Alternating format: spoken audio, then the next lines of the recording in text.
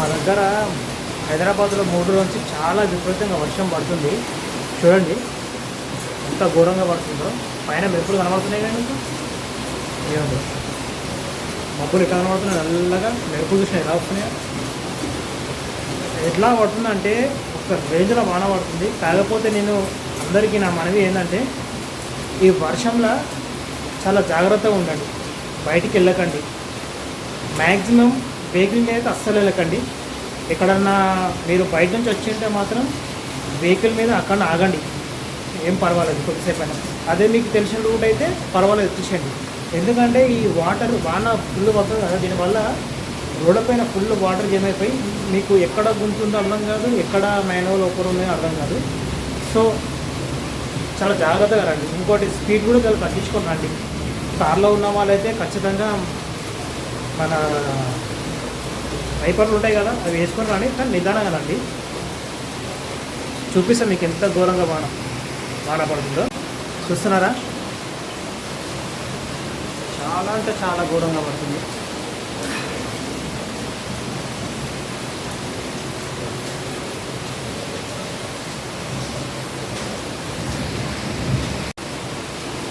మీరు మ్యాక్సిమం చెట్ల కింద అయితే అస్సలు ఉండకండి. ఎందుకంటే మెరుపులు రావడం వల్ల చెట్ల మీద పడి వాటితో మనకు ప్రాణాలు పోయే ప్రమాదం కూడా ఉంటుంది. ఇంకోటి ఇళ్ళలో కూడా మీరు తడి చేతులతో స్విచ్లు ముట్టుకోవడం కానీ,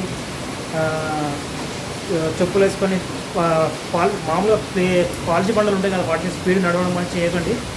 ఇంకోటి పాత గోడలు ఉన్న ఇళ్ళ దగ్గర కొంచెం జాగ్రత్తగా ఉండండి. ఎందుకంటే అవి బాగా నాని ఆ గోడలు కూలిపోయే ప్రమాదం కూడా ఉంటుంది. చూడండి ఎంత ఘోరంగా పడుతుంది వర్షం, చూస్తున్నాం కదా. చూడండి మాకు 3 రోజుల నుంచి హైదరాబాద్లో చాలా ఘోరంగా పడుతుంది వర్షం, బయటికి వెళ్ళడానికి కూడా వీల్లేదు.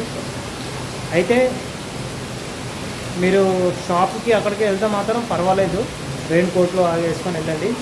ఇంకోటి చిన్నపిల్లలు మాత్రం కొంచెం చాలా వెచ్చగా ఉన్న గదిలో ఉంచండి.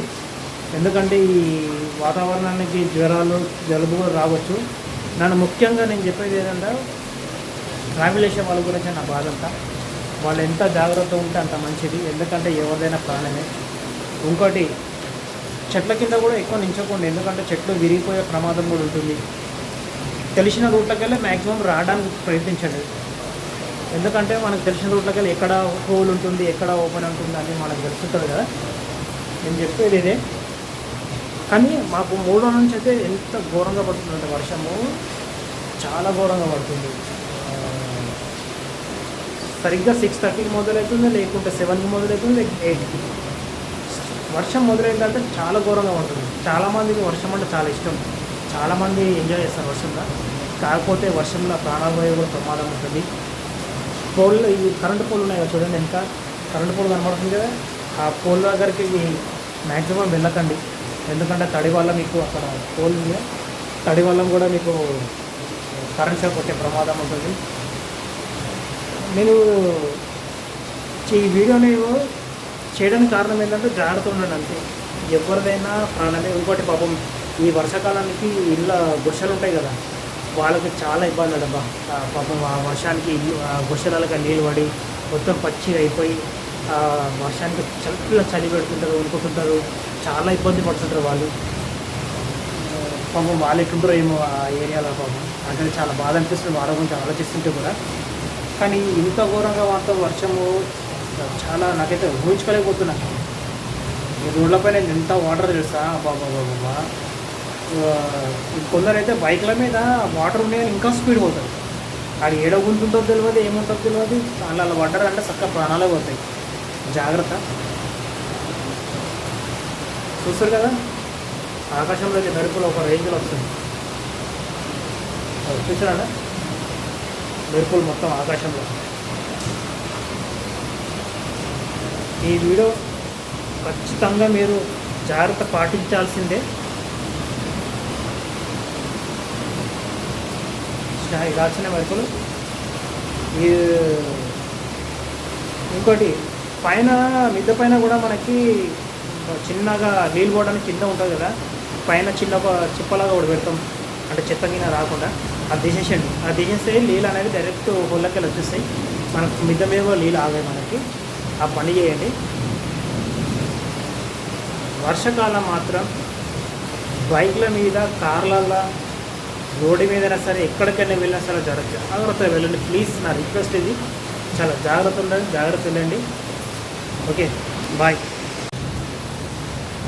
ఇప్పుడు ఈ వర్షాకాలంలో ఇళ్ళల్లో మీరు ఖచ్చితంగా కోవత్ అన్న, టార్చ్ లైట్ అన్న ఎమర్జెన్సీ దగ్గర పెట్టుకోండి. ఎందుకంటే ఈ వర్షానికి ఏ టైంలోనూ మనకి కరెంటు తీసేస్తాడు. దాని గురించి మీరు ఖచ్చితంగా ఇది పాటించండి.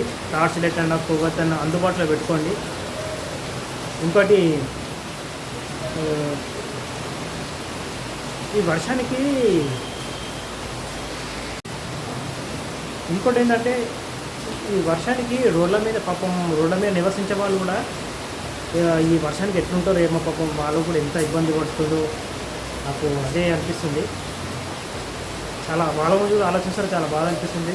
ఎందుకంటే కొద్దిగా తడిచి మనం ఇంట్లోకి వస్తే ఎంతో చలి పెడుతుంది. పాపం రోడ్ల మీద ఉండేవాళ్ళు కూడా, నివసించే వాళ్ళు కూడా ఈ వర్షాకాలానికి ఏ విధంగా వాళ్ళు ఆ చలిని తట్టుకుంటారో ఏమో, వాళ్ళ గురించి ఆలోచిస్తే చాలా బాధ అనిపిస్తుంది.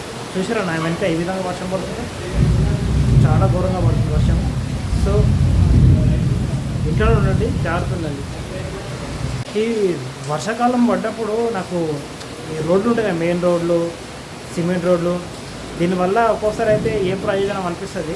కాకపోతే మనకు రవాణా సౌకర్యంగా ఉంటుంది కాదు, అంతేగాని మనకి ప్రకృతి పరంగా అంటే కొంచెం నష్టమే. ఎందుకంటే వాతావరణంలో భూమి ఎక్కువ తడవదనమాట. భూమి తడవకపోతే ఏమవుతుంది, మనకి ఈ వాతావరణ మార్పులు చాలా వస్తుంటాయి. బాగా హీట్ పెరగడము ఇలాంటివి జరుగుతుంటాయి. మనకి భూమి తడిస్తేనే కదా మనకి హీట్ అంటే తగ్గుతుంది, ఉష్ణోగ్రత కూడా తగ్గుతుంది. అందుకోసం ఎండాకాలం కూడా విపరీతంగా ఎండాకాలం అయిపోయిన తర్వాత చాలా ఇబ్బంది కలుగుతుంది. ఇంకోటి, మనకి భూమి తడడం వల్ల మనకి నీళ్ళకి ఇబ్బంది ఉండదు. ఇప్పుడు బావులు నిండడం కానీ, చెరువులు నిండడం కానీ, ఇవి చాలా సేఫ్గా ఉంటాయి అన్నమాట. భూమిలోకి ఎన్ని నీళ్ళు పోతే మనకి అంత మంచిది. ఈ మ్యాక్సిమం అయితే ఈ మధ్యకాలంలో డాంబర్ రోడ్లు, సిమెంట్ రోడ్లు ఏమి ఉండడం వల్ల నీళ్ళైతే డ్రైనేజ్లకి, కాలువల ఎవరికి వెళ్ళిపోతున్నాయి నీళ్ళు. అంటే నేను చిన్నగా అనుకుంటున్నట్లా. ఇంకోటి, చెట్లకు కూడా నీళ్ళు అందుబాటులో అందే అనుకుంటున్నాయి దీనివల్ల, ఈ డాంబర్ రోడ్లు, సిమెంట్ రోడ్డు వల్ల. కాకపోతే ఈ రోడ్లు సరిగా లేకపోతే మనకి ఇబ్బంది, రవాణాకి ఇబ్బంది అవుతుంది, అది కూడా కరెక్టే. దానికి తోడు ప్రకృతికి కూడా ఇబ్బంది, ఎటుపోయినా మనకే ఇబ్బంది. మనిషికి తెలివి ఎక్కువైంది కానీ ప్రకృతితో చెలగాటం చాలా ఆడుతుంది. దానివల్ల లేని అనాథలు మనకు ఎదుర్కోవాల్సి వస్తుంది. అయితే మొత్తానికైతే ఈ వర్షాన్ని అయితే ఆగటం లేదు. 1.5-2 గంటలు అవుతుంది పడబట్టి. చూడండి ఏ విధంగా పడుతుందో. నేను బయటికి వెళ్ళి మీకు మొత్తంగా వివరంగా చూపిద్దాం అనుకుంటున్నా, కానీ నేను వెళ్తే మాత్రం దివిడే ఈ వర్షంలో అంతా.